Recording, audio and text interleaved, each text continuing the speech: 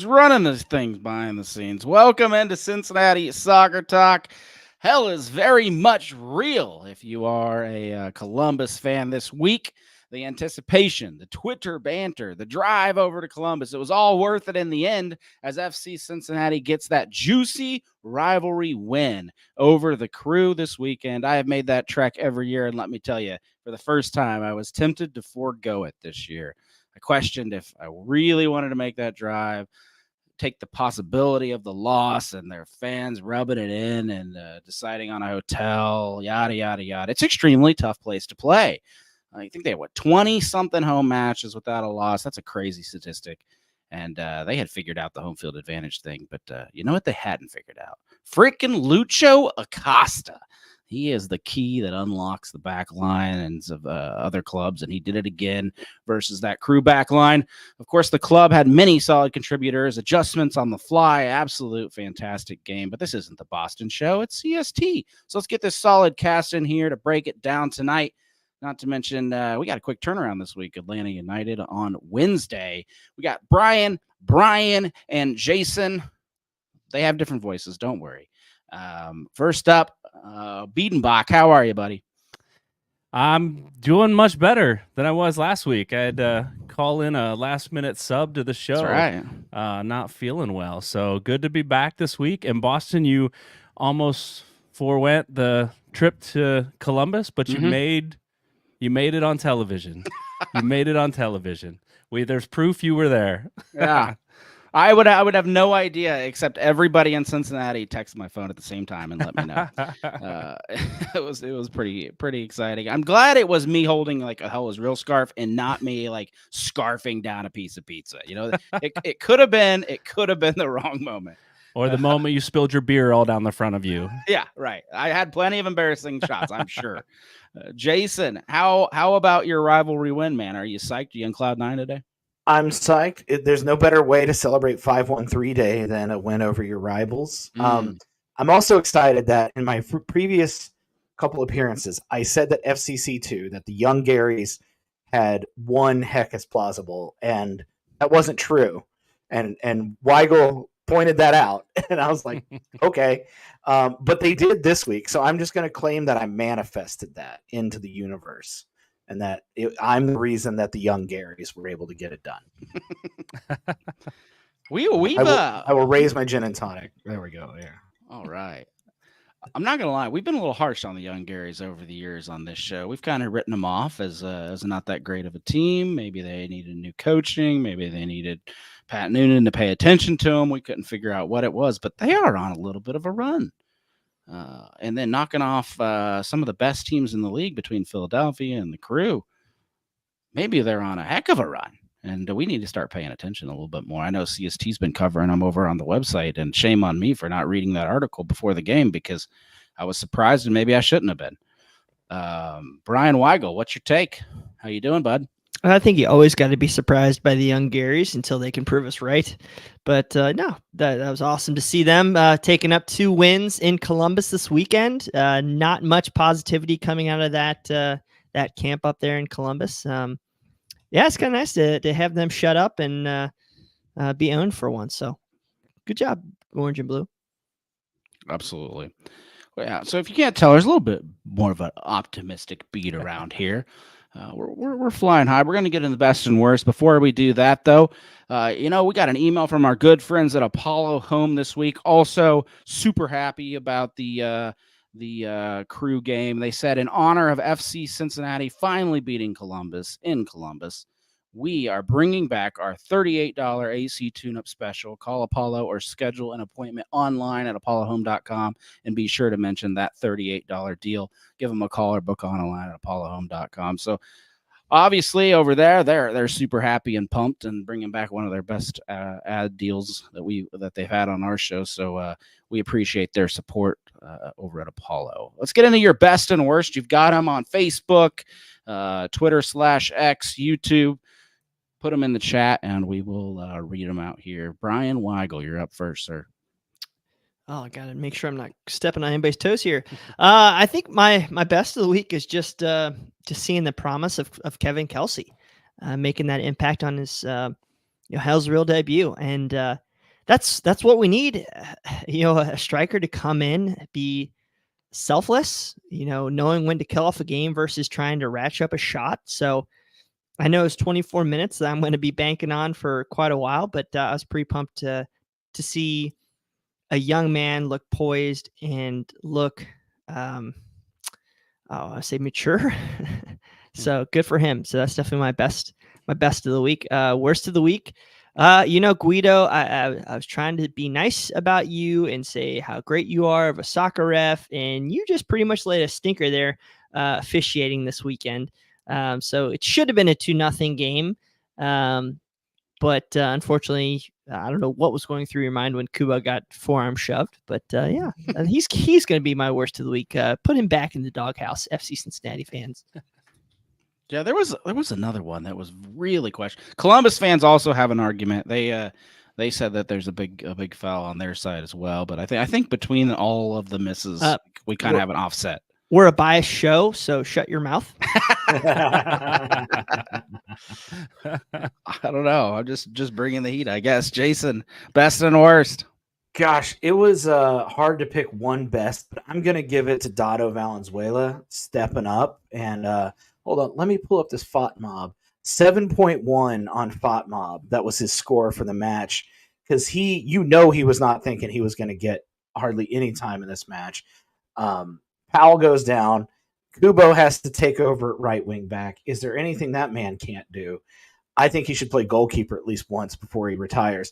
But Dado came in, put in a really solid shift. And frankly, I think he's played himself into a lot more minutes.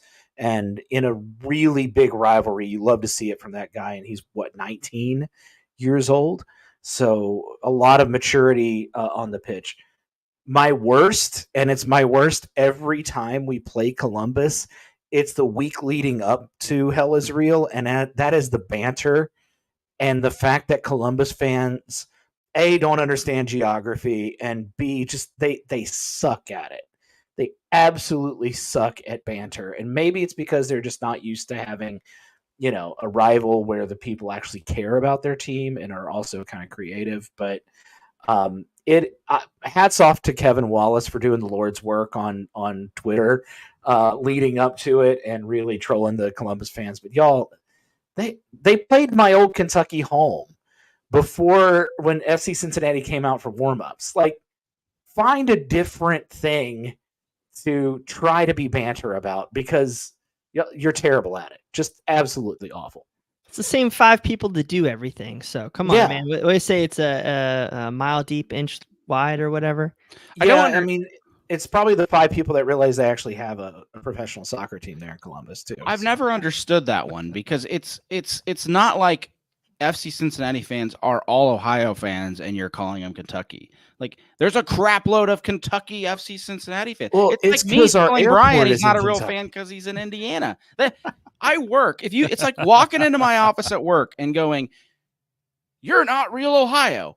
Half of my coworkers from Kentucky and Indiana are going to be like, "Yeah, so like, yeah, of course."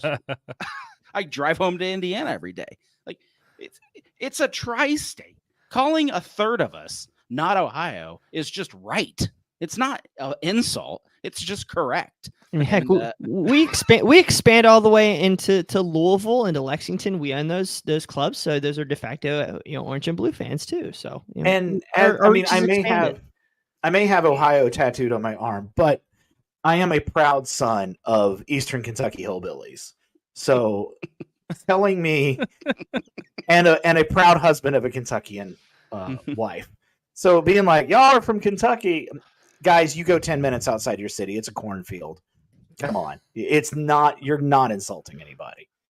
Oh, the Republic of Cincinnati thing resonates because if you want to call us not Ohio, it's fine. We'll just be Cincinnati, but we're not Indiana. We're not Kentucky. We're not Ohio. We're a mashup combination of all three, and we all work together every single day.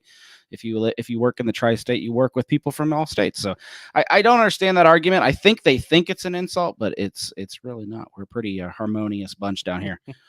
Oh, all right, Jason. Did we get to you? Or yeah, it was you. I just took over and launched into my own tirade. All right, Biedenbach, you're up next.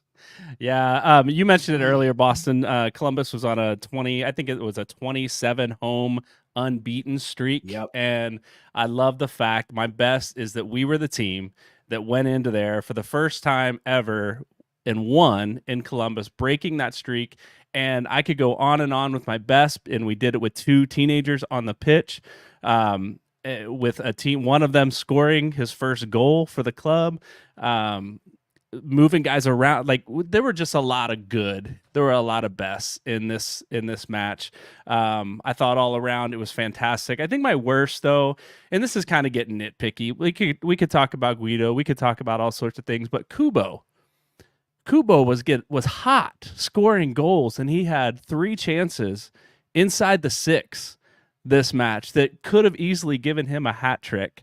One maybe a little questionable. I know the keeper made a couple great saves, but man, 3 attempts, tap-ins inside the 6 and not to score any of them was a little frustrating as a fan to watch. But love seeing him get the opportunities. We'll see if he gets one of those in here coming up.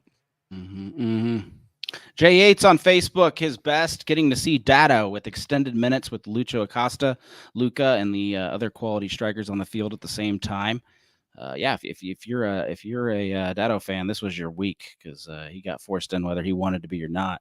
Worst, still not being able to listen to our local announcers on the broadcast. I guess I was at the game, so I didn't notice, but maybe Tommy G wasn't on the app like he used to be. I'll be interested in figuring out more about that. I think it's only for home teams that you can do gotcha. Local broadcast. Thanks, Jason. Rupesh says Kubo being versatile is his best, and worst, Powell getting hurt. We are now thin at the old right back. No kidding. And I don't think any relief's coming on Wednesday. So luckily we have a Swiss Army knife, but hopefully that can hold up. Joseph, Facebook's best, Kelsy scored on day 1.5 from a big slip shot from Acosta. And Venezuela, worst, we have so many players injured and hurt, and Celentano didn't get a clean sheet. Thanks for those. We appreciate them coming in here. My best is I'm going to echo what you said, Bryan, which is I freaking am so happy to get that win there. You know what? After the game, there was no singing over in the supporter section. There was no running up and doing your little march chant thing. The worst thing about being an away fan, and this is not Columbus specific, if you've gone to away games, you get held. You get held for like 20 minutes sometimes while the other team evacuates. You know what makes that go by a lot faster? When they lose and leave early. And Columbus fans were darting out of there after our second goal, which was freaking nice to see. And because they don't have corners, like seats, you just have a perfect view of the exit. And oh my goodness, did our fans give every single person leaving out of that exit absolute hell.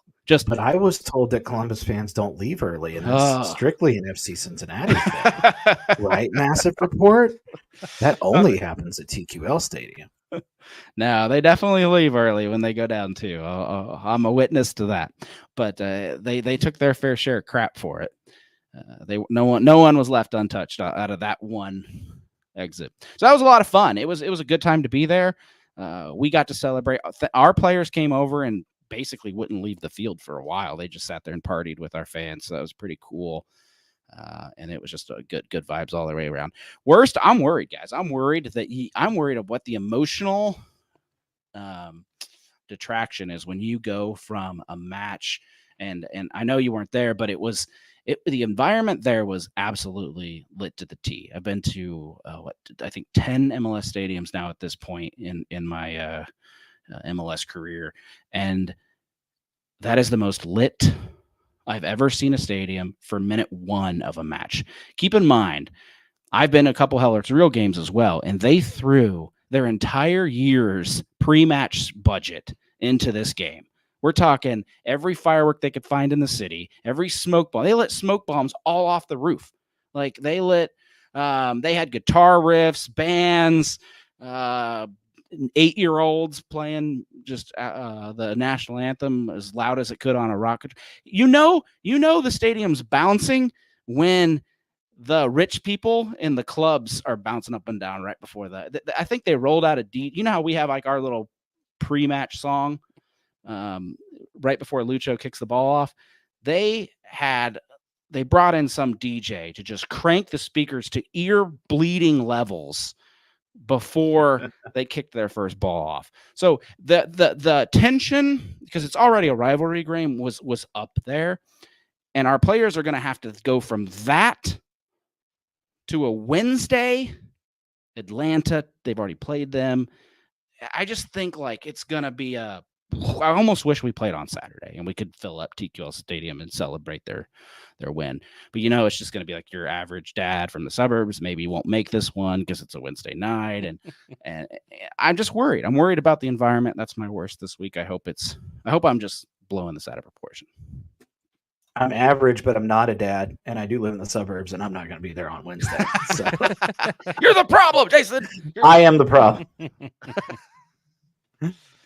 So, yeah, we got a lot to break down. This was a fun one. FC Cincinnati wins in Columbus 2-1. Goals by Kelsy and Acosta. Kelsy was on the bench, though. He did not start in this one. Yedlin did not start. Halsey, red card, so he did not start. And then a little bit of a surprise for me, Assad. Bupenza's wired shut. So a lot of dollars were unavailable for this match. And then you have that very early injury to Powell. And I mean, I'll tell you what the fans in the stadium were saying. We were looking at each other going, no, not Powell. That's the one position you did not want to go see down. Jason, like, did you even know who was going to sub in for him? No, and I think I was kind of I sold my tickets to go up to Hell is Real. You're welcome. Had I been there, we would not have won. Because I'm 0 for 2 on road trips. But I looked at my wife and I was like, oh shoot, I don't know who is going to come in because we have nobody. And when I saw Kubo get switched over, I thought to myself, well, might as well try this. He plays everywhere else on the pitch. When he started there at the beginning of the season, right? Yeah. So, it may be a testament to Coach Noonan giving Kubo a chance there before. Maybe they were in talks with Yedlin already, knew he was coming in. Let's try Kubo here. I go back to last season a little bit. And I know it's taking us off a little bit of the Powell injury, but I go back to last season a little bit and Noonan giving guys like Pinto like really key minutes early on in the season, and it pays off later on. And so giving Kubo some minutes there on the right wing back, giving Dado the minutes that he had earlier, we'd like to see him more. But I think he knew what he was doing and giving the guys in the right moment the time to shine. Yeah, I agree with you. I honestly did not think we would move Kubo, only because like you severely change your game plan. Like Noonan spent a week coming up with this game plan, and then he's got to throw Kubo out on the back left side, right? And then and then move Dado up top, a position he probably really didn't practice all that much for that week. Adaptability, though, like that's what's great about this squad. Bryan Weigel's been saying it, depth for the last year and a half. I feel like it's just that we're finally getting the pieces that other teams that are successful have. It's the quality backups at low budget prices. Instead of paying $400,000 or $300,000 for a 17th, 18th player on the roster, now we have, guys like, well, Brett Halsey's probably a bad example right now, red card. But I mean, Kip Keller, Halsey, Dado, this 16-year-old kid coming up from FCC2 here that's practicing, scoring 2 goals in 2 professional matches already. It's that pathway, and that's where MLS needs to start succeeding. And you finally see after 5 years of us actually funding our clubs. We've always are funding our academy. We've always been successful at the academy level. It just hasn't transitioned to FCC2 with results and then into the senior team. Well, now we're seeing these guys get their butts kicked. Dado Valenzuela has been playing, getting his ass handed to him in FCC2 games, and he's learned and he's adapted and he's grown. And guess what? Lucho trusts him. Yeah. And that's a huge thing. Mm-hmm. And if you look at the heat charts, go all over on these different heat maps, the dude expanded the field. He gave relief pressure. You saw Corey Barrett dropping all the way back, trying to be deep. And Dad was like, get me the ball into space, baby. I mean, he's 19, 20? Yeah. 19, with 19. 10 professional or first team matches. Holy, the dude's, I mean, I want to measure our expectations, but the dude can play and he's earned it. And I don't know about you guys, and I feel horrible for Bupensa, but after what I saw after 2 19, 20-year-old dudes, sit down, recover, get yourself mentally and physically right, because we have the depth that can compete. Now we'll see what happens when he has to play 90 minutes again this week versus Atlanta or Nashville on the weekend. But hey, he's going to have those ups and downs, and we trust him. So good for him. I want to circle back though to what you said, Boston, about like changing the game plan when Powell went out and Kubo had to slot in. I don't think the game plan changed at all, because what you saw was FC Cincinnati was they were pressing from the get-go. Yeah. And what happened was Powell kind of pulled his hammy on a long pass from Miazga, if I remember correctly. He pulled up, but as soon as Kubo came in, I honestly don't think that they changed their game plan too much. And Kubo was still making an impact offensively while playing that right back position. I mean, yeah, he's not as good a defender as Powell, but he was able to kind of fill into what Yedlin would have been asked to do. And I think that's why I think Noonan completely outcoached Nancy in this game, because everybody knew what they were supposed to do, and I don't think he had to change his game plan. But I could be wrong. But if anything, Kubo provided more offensive power and relief than Powell. No doubt. Which is pretty interesting, right? Because that's how Columbus plays. They throw their entire offense at you, and they leave themselves vulnerable at times, and that's kind of been the Columbus ways. Yeah, maybe we don't have a league besting defense, but we have such a good midfield and such a good attack that you're going to have to overcome that, and you probably won't be able to. So kind of interesting. I think it's an interesting strategy. But it didn't all. We're talking about like it was an amazing thing from the get-go, and if you go back to halftime, the stats are pretty dang equal. Like possession, I think it was one shot on goal for Columbus, 0 for FC Cincinnati. Passing stats were pretty even. It was pretty anyone's game at that point, which since we were the away team, I still felt good about. But at that point, they have Cucho, who can do anything at any point in time. We have Lucho, who can magically create anything at any time. What are you guys thinking? Are you optimistic or pessimistic at half? I'm incredibly optimistic at halftime when it's 0-0. I went in thinking we were going to throw that game away 3-1. And then when Powell went out and Kubo had to switch over, I know he's had time there. I know he's good out there, not his best position. But, man, the change in the game plan, maybe, I thought I lost hope in that 12th minute when Powell went out. But by halftime, seeing the possession, we were out-possessing the team that holds the most possession in Major League Soccer. We were keeping Cucho away from the goal mouth, which was fantastic. I think defensively we did great. It was wonderful having Miazga in this game. We missed him the last time we played Columbus. I think he played lockdown defense. So I'm hopeful at halftime when it's 0-0. We still have Kelsy on the bench. I was excited to see him come in late in the game. So yeah, I'm hopeful at that point. Mm-hmm. Yeah, and I think the one thing that really gives a boost to the optimism was I can't believe how well our press worked. Like their midfield was in shambles and just could not seem to figure out how to deal with Obi and Bucha. I know Kelsy and Lucho are going to get all the glory, but the midfield was causing just absolute chaos. And Data was a big part of that too, but just they couldn't seem to link up play very well. I've got FOTMob up, so I've got the ratings right in front of me. And so Acosta had an 8.5 FOTMob rating, Bucha with an 8.3. So nice. He was just off of what Acosta was doing. And I think he had a hand in both goals, if I remember correctly. Mm-hmm. But he played an outstanding game without really a lot of people talking about it. And then Obi, of course, let me pull this up real quick. Obi is 7.4, but he went the whole first half without a yellow card in this rivalry match, which that's kind of a big deal if you think about how many cards had been handed out in this match as well. But yeah, our midfield just really dominated against Columbus. Mm-hmm. Before we get into the second half and all the cool things that came with that, let's throw it to Coach in his tactical takeaway this week, because I know he's talking about Dado and the impact he made on the pitch, and I think that's going to be important on this first half. It's time for Coach's Tactical Takeaway, a segment where I'm going to come in each and every week and talk about one tactical thing that is on my mind from the past week, and here it is for match week 12. I want to talk about playing with a second number 10.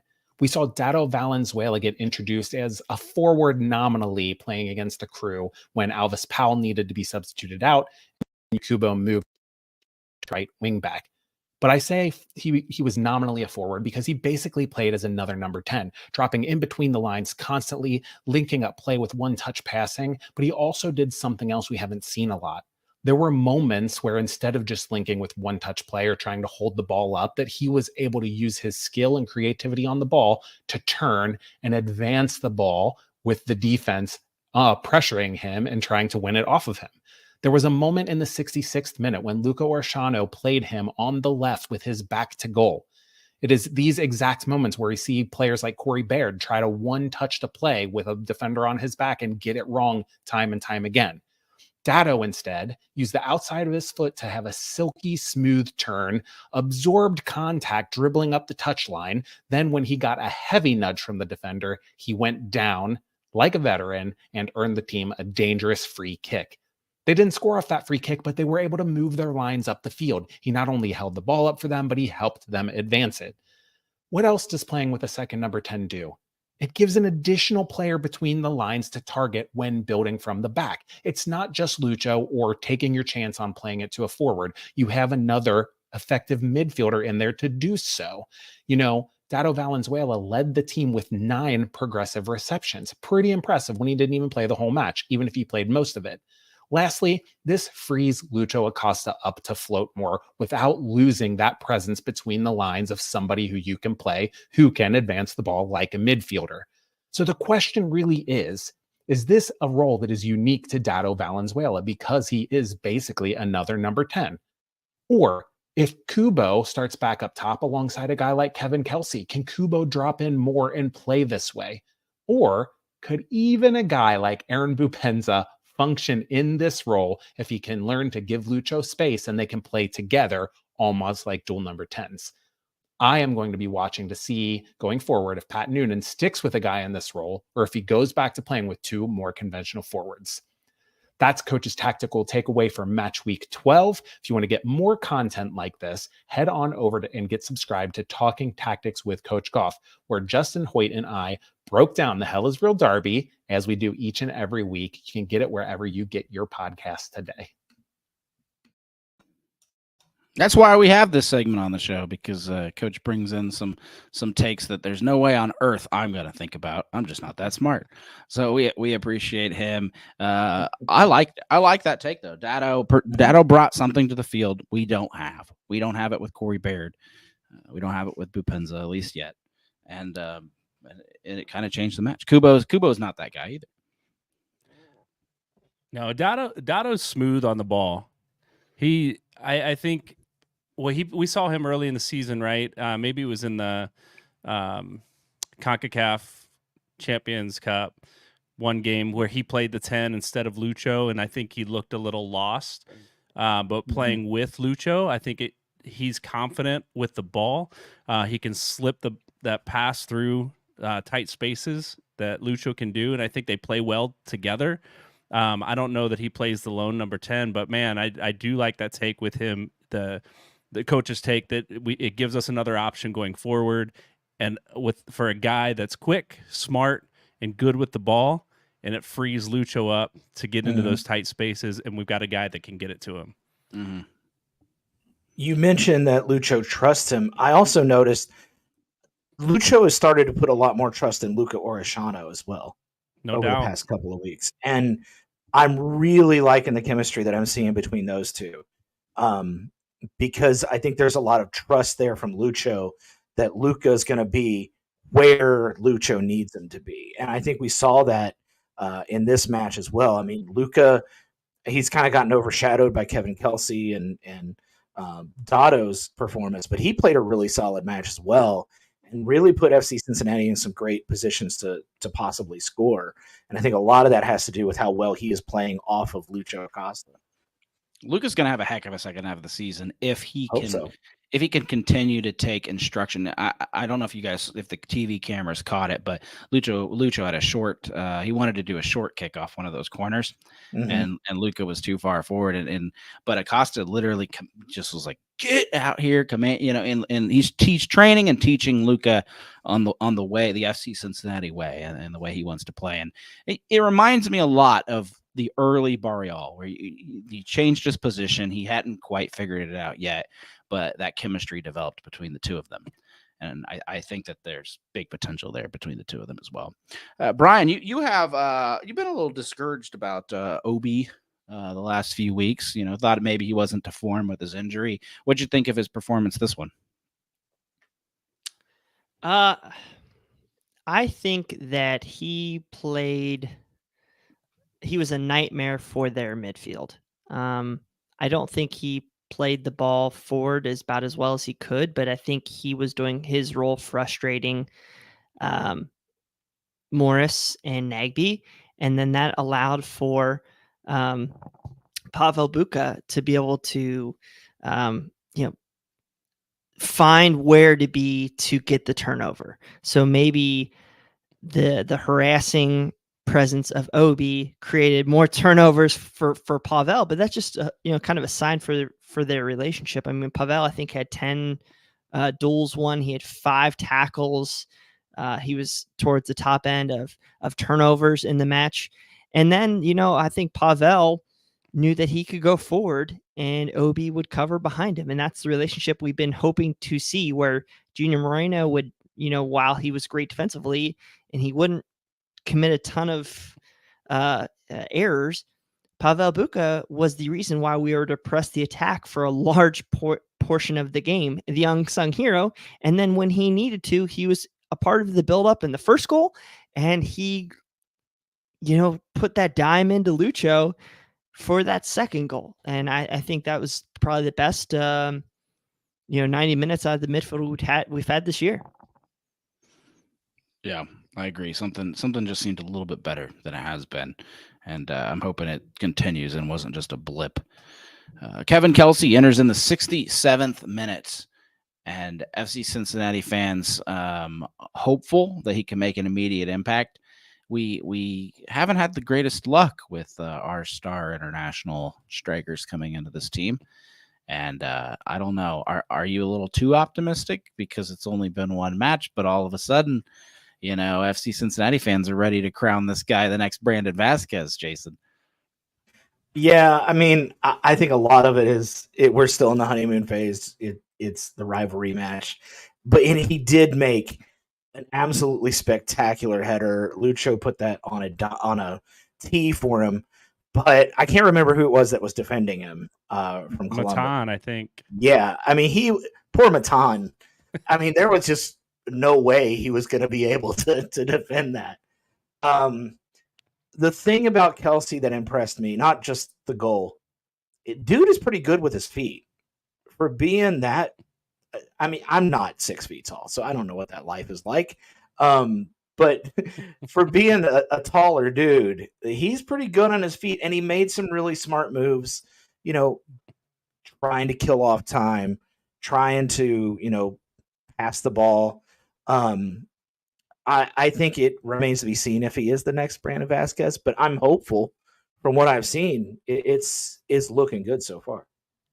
I'll jump in there and say it did have a feel of having someone like Brandon Vasquez out there because he's a big body. The dude's 6'4".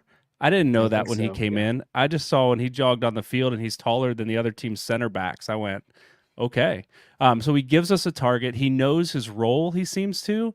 He stays in that forward position. So I feel like we always have a target.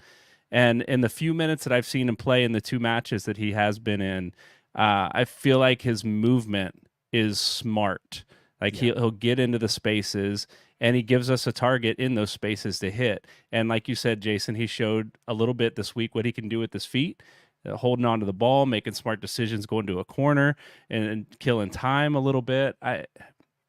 I'm hopeful with this guy. I think the few minutes that we've seen, he has a goal. He's made some good movements, and our guys seem to trust him. So 2 takeaways I had on him outside of his goal was the first one was on the second goal for Lucho when Orishano played the ball back into Pavel Buka. The 2 center backs that were marking that area both just bracketed Kelsy and let Lucho have that extra space. And that's what I've been saying since day one. Brandon Vasquez held those guys. And so they have to respect him where they were not respecting Corey Baird, or Bupensa wasn't in the right spots. The 19-year-old is not going to disagree with the league MVP like the high-paid DP might. Okay, maybe he will at some point, but right now he's going to fall in line because he knows he needs to get his goals tallied up, and he's going to figure out which way for Acosta. The second thing that I loved out of him, and you might think this is meaningless or whatever, but he killed off the last 75 seconds of that game by getting that ball out, winning that ball over 2 guys in the midfield, taking it left and then taking it down to the corner and then holding it off and winning a throw-in. Yeah. He took 75 to 90 seconds to kill that game. And how many times, like last year, was it the Columbus game or the Miami game, whatever, Vasquez or whoever, I don't want to disrespect Vasquez, but they would give that ball up in those situations. And that's little things like that where you see the quality of this guy. He's not going to be polished yet, but he's going to show you why we're paying $7 million for him. Mm-hmm. And I mean, again, 24 minutes, whatever. We'll see what happens if we can do 90, but I'm very excited. I'm hoping in these next couple of matches we get to see him do a whole 45 or more, because I think that's going to be he's going to have to, because Kubo is going to have to play right back. He's going to have to play. Right. Yeah. Well, we got Halsey back, but yeah. But I think too, he gives you because he's 6'4" and his first goal came off a header. He's an aerial threat, and he's already proven it. Mm-hmm. That's something we haven't had with Boop up there and Corey Baird and Kubo. We can play balls across the middle in the run of play, not just on set pieces. When we get our center backs up there, we've got some height and a guy that can finish. Yeah. All I'm saying is the dude is bringing back the oversized jersey look, and that's something we've been missing since the early 2000s. I'm so digging it right now. Like, you remember those basketball shorts that were like below your kneecap? Yes. That's what we need. The Converse. That's what we need back.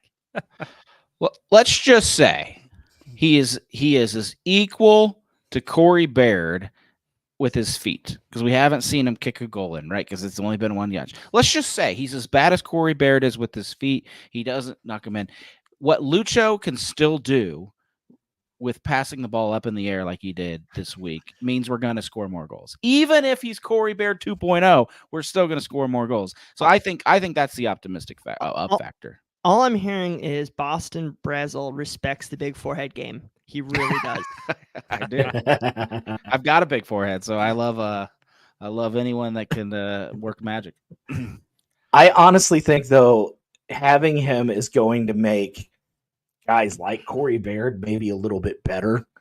If you look at where Corey Baird was before, he did have target strikers in his previous teams, and he wasn't asked to be like kind of creative. It was more he can get the ball off of the ball going to the striker, or he's a second option.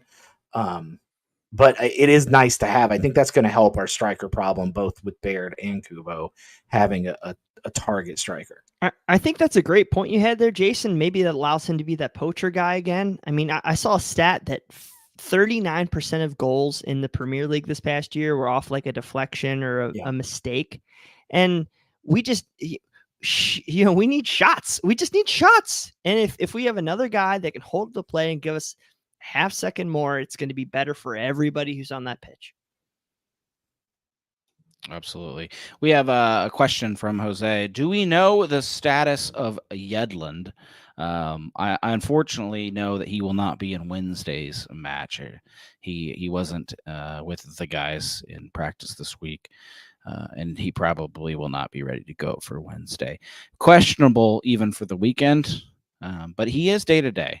So whatever that means in soccer terminology, I think he's closer to being back than not, but it's either I suppose one for sure, maybe two, and then I bet Yedlin's back in action. Yeah, I challenge Nicholas J. Superling to put it in his article, a prop bet for when Yedlin returns. That's what I really want to see in his betting article every week.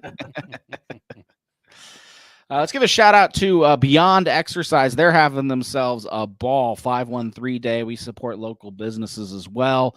Local physical therapy and fitness business that has helped Nick Haglin, Brandon Vasquez, and who knows who else this season. They haven't snuck whose FCC players are over there at the gym this year, but they have an awesome ACL injury prevention screening program, which was piloted with Nick and Brandon. If you need help with physical therapy, strength training, anything like that, go learn more at gobeyondexercise.com. And if you stop in there, tell Eric hi and CST sent you. We appreciate all that they do for us and keeping us running. Well, I mean, it's already 9:45, guys. We've been talking about the hell is real, the big win for the last 45 minutes. Do you want to dump into anything else? I guess I'll give you one more shot. Anything else you want to talk about with Hell is Real? But we want to get into a little bit of Atlanta and Wednesday's match. So any other special call outs from Jason, Bryan? Just great to see the win, and good to see all the FC Cincinnati fans having a great time there at mortgage.net field or whatever it's called. Lower in the standings.com.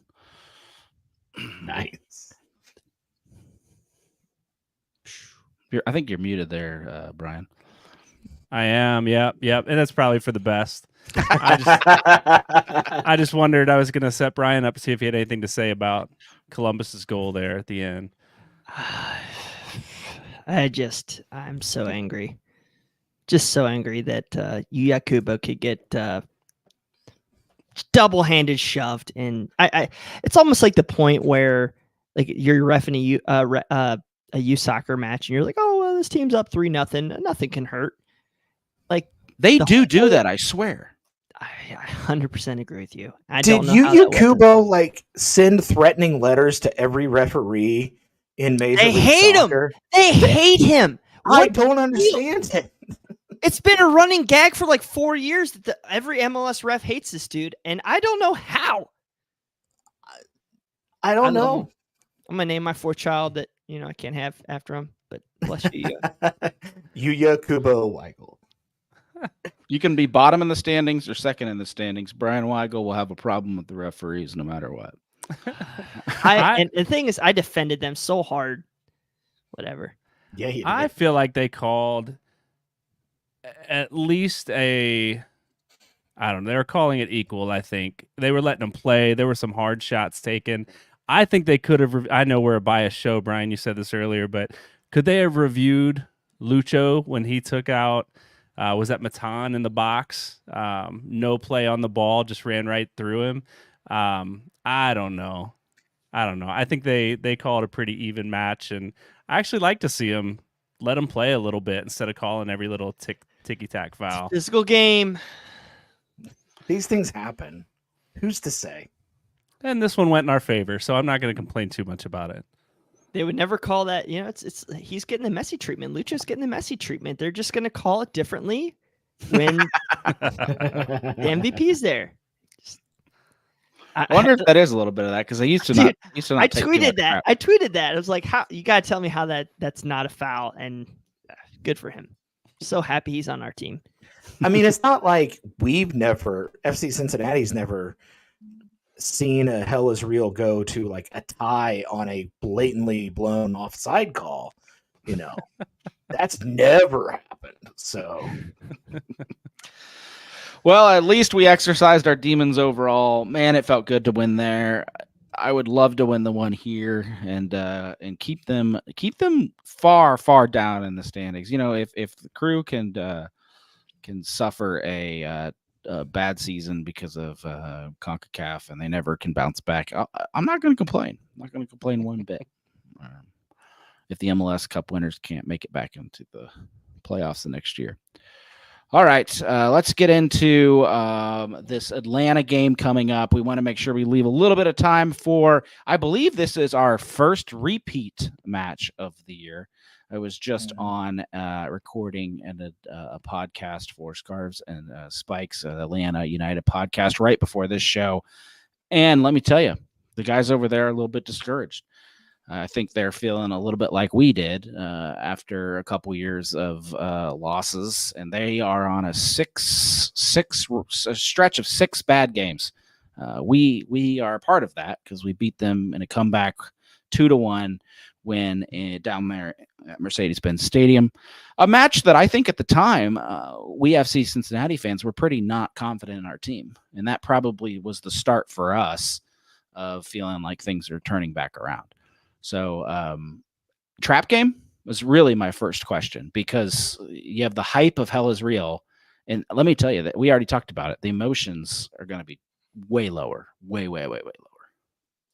Well, that, and you got to worry about minutes for some of these guys. Like, I know that in order to keep Lucho off the pitch, they're literally going to have to hog tie him to the bench. But I wouldn't play Lucho for the first, I don't know, 60 minutes of the match, maybe. And tell that to Lucho. Exactly. You're going to have to physically restrain the little guy. But you've got him on a bunch of minutes. You've got, Kubo has played every minute of every match this season, I think, almost. You've got yellow card accumulation starting to pile up with some of these guys. So, yeah, this is a trap game, and do you really want some of these guys out there for a full 90? Is this the game you rest, or do you rest them on Saturday when we have a Western Conference opponent? What if Nashville's in the East, bud? We don't play Nash. We play St. Louis next. Oh, St. Louis. Never mind. I'm so geared up for that. My apologies. I'm the one that always, I'm the one that's always right between me and you. Come on now. Yeah, exactly. St. Louis should be on our conference, but Yeah, they really should. Jason, what if Pat Noonan said, "I'll bench Lucho Acosta, but you have to be the one to go in the locker room and tell him"? Can you do it? I could do it. Plus, I'm bigger than Lucho. I could restrain him. Oh. So Atlanta has. He'd get away from me. He's faster. Atlanta has one of the, to me, I mean, one of the better front fours in Major League Soccer. You have Marcus Almada. You got Seba on the right. Edwin Mosquera. Oh, I can't remember. Yeah, not Yerson. So we're definitely gonna have to be careful. But I think they're decimated on the back line, Boston, if I'm right. I know the one guy that we tried to bring in last year, they brought in this year, and he's been hurt the whole time. They got a young, inexperienced back line. Of course, Jason's best friend, Brooks Lennon's going to be playing. So we'll see what happens. I wanted him here in Cincinnati so bad. Yeah, I think they told me their weakest position by far is the left wing back. They have no answers there, and they're really worried about it. Well, we don't have much going for us on our right wing back. We do, but we're low, we're thin. Brett friggin' Halsey is back, baby. And my son's my 4-year-old Yuba Kubo. Little Brody Yuba. So, not that they can't play. I'm just saying we're down to our third and fourth options on that same side of the pitch. So, I don't know. I go back and forth on this, man. It's a short week. You want to see Lucho rested, but at the same time, I feel like we're just starting to build some chemistry through there with somebody like Kelsy and somebody like Dotto in there that I'd hate to not see that continue to build this week. Yeah. But maybe you do that at the end of the game. I don't know. I'm back and forth on this one. even if Atlanta United is bruised, their fans might feel a little broken. They still have Almada, who scored their first goal against us in the match we played against him. And let's be honest, like, I know Atlanta fans may not feel like he's a Lucho Acosta, but he's very Lucho Acosta-ish, and he can do magical things. And there's only a handful of players in this league that I believe can put a team on their back in any given week and win, and he is one of them. And I've seen that guy do some great things. So this is a sleeper game, and I think that's where I'm at. Like, you have got to make sure you keep guys on him, even way outside the box. Do not let him shoot what he shot last game, and those long, accurate, low balls into net, and then hoped and pray Celentano's fast enough. And I think that's what we've got going for us, right? Is our back line, our defense. We're giving up is it the fewest goals in the league, or right there? Mm-hmm. So I'm confident our back line can handle what Atlanta's going to throw at us. It's what we do moving forward. Those are the guys we're talking about resting, right? We're not talking about Miazga or Robinson, or like those guys they'll play stout defense. I think we've got it there. It's moving up the pitch. What do we do? Yeah. Speaking of Robinson, they asked me how Miles is doing. They did not like that he was doing well. Atlanta fans, I did not know this. Last year, apparently, felt like Miles Robinson wasn't himself anymore, because I guess he had Atlanta had a bad stretch, or Miles had a bad stretch. I'm not sure which. Apparently, he was injured and struggled to come back a little bit from that. So seeing him rebound in FC Cincinnati land is not great. I do feel bad for him. Think about this. They let him go in an expansion draft for what ended up being $100,000 for Brandon Vasquez. And now Miles Robinson walks away and is playing stellar center back. That's some bad luck. Who else can we get from Atlanta United next year? It's been a good run of form.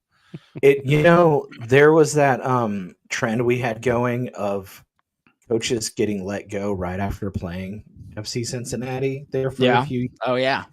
And if we win this one, I wouldn't be surprised if that is also the case with Atlanta. Because you've got to think that their manager is on the hot seat.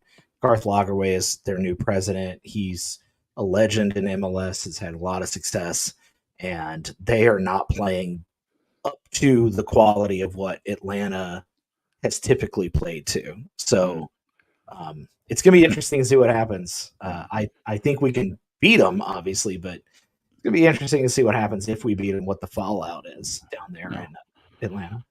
This is not a beat down fan base. I mean, this is a fan base that has high expectations. It's like us when we lose one game around here and people are ready to chop heads and see things changed. Like, you fall from second place to third place in Cincinnati and FC Cincinnati land. Look out, Pat Noonan.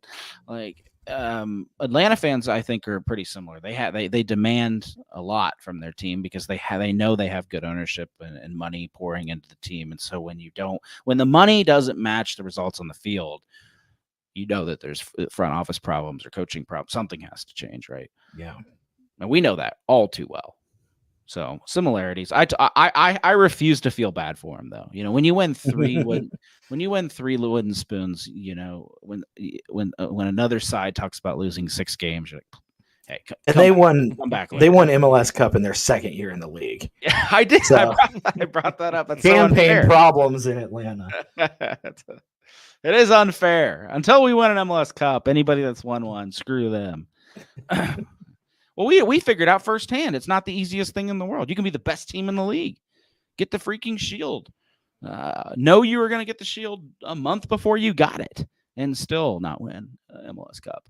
So it's tough. I think it's a tough time to be an Atlanta fan, but what a confidence booster if they walk into Cincinnati and knock off the number 2 team.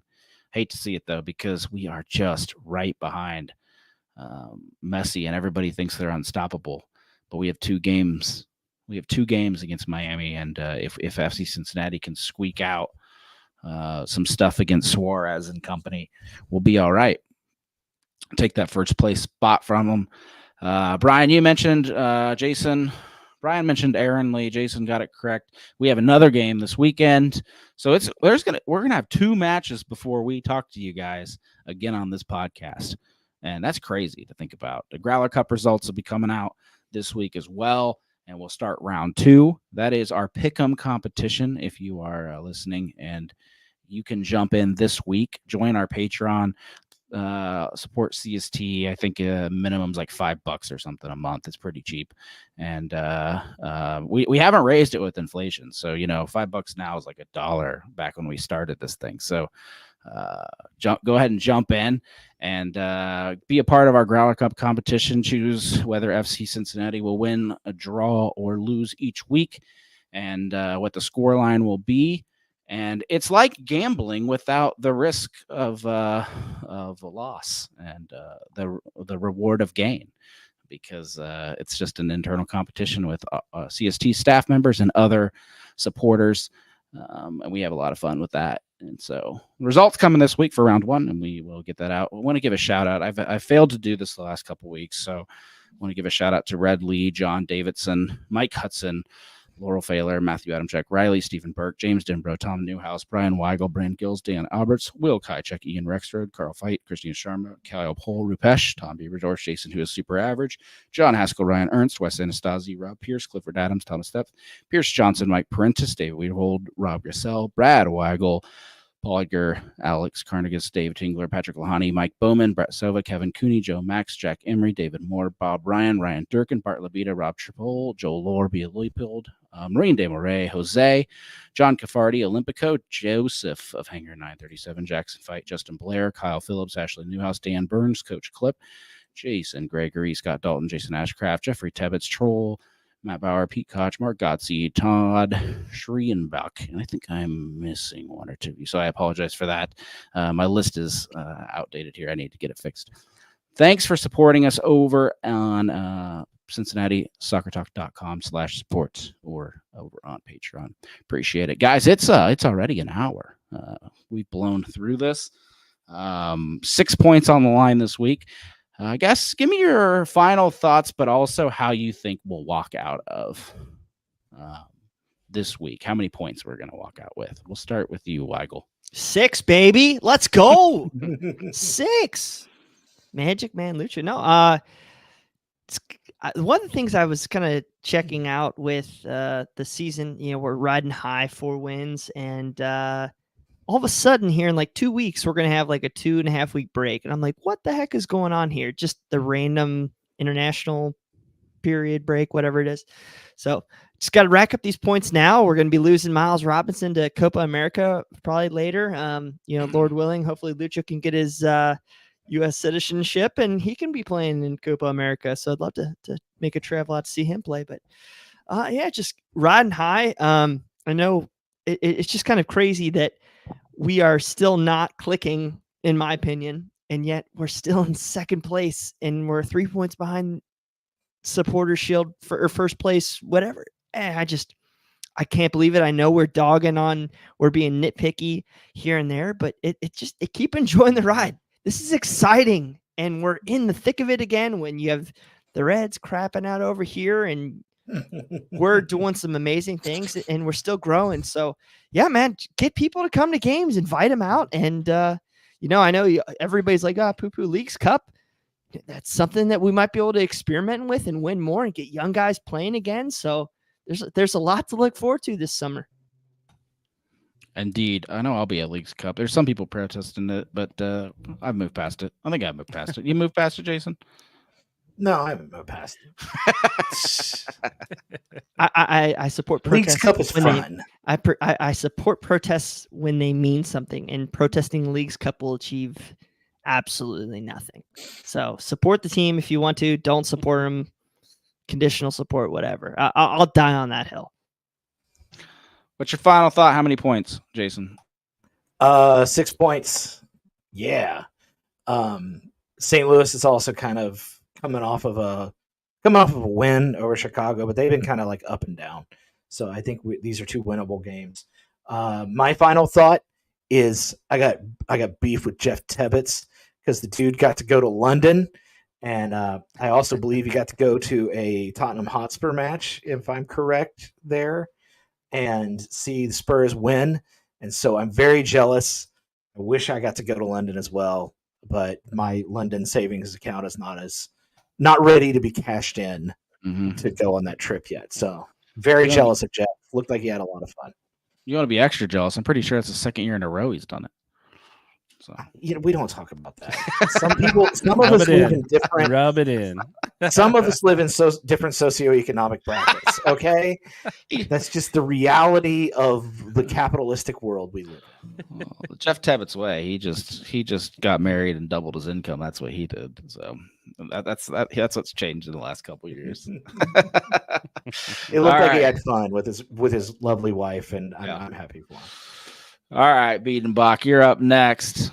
Yeah, I want to say 6. I really want to say 6, but I think I'm going to go 4. I think we get a draw and a win this week. I hope I'm wrong.